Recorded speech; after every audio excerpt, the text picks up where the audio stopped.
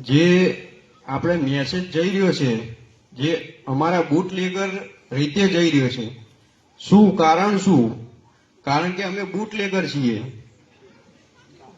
અને હતા, અને હવે આજથી અમે સંપૂર્ણ રીતે દારૂ વેચવાનું બંધ કરીએ છીએ એવી અમે ગ્રામ સભામાં બોલીએ છીએ, એવો આજથી અમે મેસેજ મેલીએ છીએ, ખાતરી આપીએ છીએ કે આજથી સંપૂર્ણ રીતે અમે દારૂ બંધ કરીએ છીએ.